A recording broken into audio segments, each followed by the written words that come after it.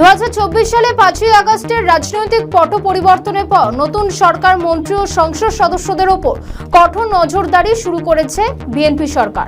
গোয়েন্দা সংস্থা বিশেষ টিম নিয়মিতভাবে তাদের সম্পদ, প্রশাসনিক কার্যক্রম ও অনিয়ম পর্যবেক্ষণ করছে। প্রতি 2 সপ্তাহে প্রধানমন্ত্রীর কাছে রিপোর্ট যাচ্ছে বলেও সূত্রে জানা গিয়েছে। প্রাথমিক তদন্তে একাধিক মন্ত্রী, প্রতিমন্ত্রী ও এমপির বিরুদ্ধে প্রশ্নবিদ্ধ কর্মকাণ্ডের তথ্য উঠে এসেছে। টেন্ডার, নিয়োগ, কমিশন, বাণিজ্য, তদবিরবাজি নিয়ন্ত্রণে নতুন কঠোর পদক্ষেপ নিচ্ছে সরকার। নতুন রাষ্ট্র ব্যবস্থায় ক্ষমতার জবাবদিহি ও স্বচ্ছতা নিশ্চিত করাই এখন মূল লক্ষ্য।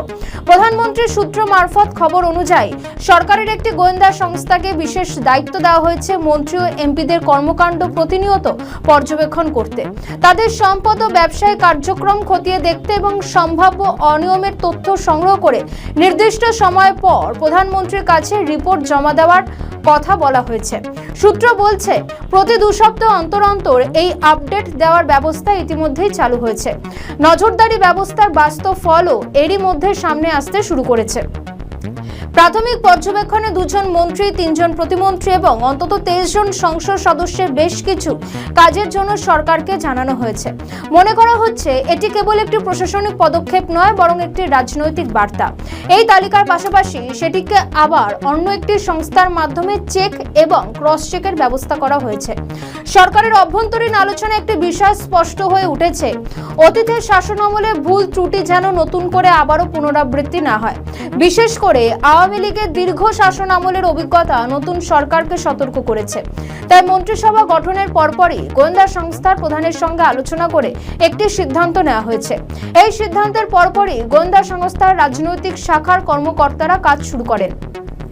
গঠন করা হয় একটি বিশেষ টিম, যারা নিয়মিতভাবে মন্ত্রী ও এমপিদের সমস্ত কিছুর দিকে নজরদারি করছেন। নজরদারির একটি গুরুত্বপূর্ণ অংশ হলো সচিবালয়ের অভ্যন্তরীণ চলাচল পর্যবেক্ষণ।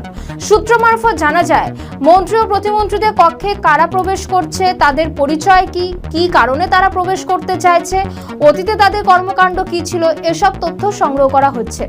যদি কোনো ব্যক্তির নাম চাঁদাবাজির তালিকায় পাওয়া যায়, তাহলে মন্ত্রী বা এমপিকে সতর্ক করা হচ্ছে। এরপরও যদি তারা বিষয়টি গুরুত্ব না দেন বা অবহেলা করেন, তা লিখিত প্রতিবেদন আকারে প্রধানমন্ত্রীর কাছে পাঠানো হচ্ছে। সূত্র মারফত আরও জানা যায়, এই পুরো কার্যক্রমটি মনিটরিং করছেন প্রধানমন্ত্রীর আস্থাভাজন 2 জন কর্মকর্তা। এতেই স্পষ্ট হয় যে বিষয়টি শুধু প্রশাসনিক নয়, রাজনৈতিকভাবে সর্বোচ্চ অগ্রাধিকার প্রাপ্ত। গোয়েন্দা সংস্থাকে বিশেষভাবে যেসব বিষয়ে নজর দিতে বলা হয়েছে সেগুলো স্পষ্টভাবে নির্ধারণ করা হয়েছে। এর মধ্যে রয়েছে টেন্ডারবাজি, কমিশন, বাণিজ্য, চাঁদাবাজি, পরিবারতন্ত্র, নিয়োগ, বাণিজ্য, সরকারি দলের নাম ভাঙিয়ে অপকর্ম। অর্থাৎ ক্ষমতার অপব্যবহারের যেসব পথ অতীতে সবচেয়ে বেশি আলোচনায় উঠে এসেছে বা খবরের শিরোনামে উঠে এসেছে, সেগুলোকেই এখন ধরে ধরে চিহ্নিত করা হচ্ছে। প্রসঙ্গত, তারেক রহমান বাংলাদেশের ইতিহাসে 9ম পুরুষ প্রধানমন্ত্রী। দীর্ঘ 35 বছর পর বাংলাদেশ একজন পুরুষ প্রধানমন্ত্রী পেয়েছে, যার আগে প্রায় 3.5 দশক নারী নেতৃত্ব দেশ শাসন করেন।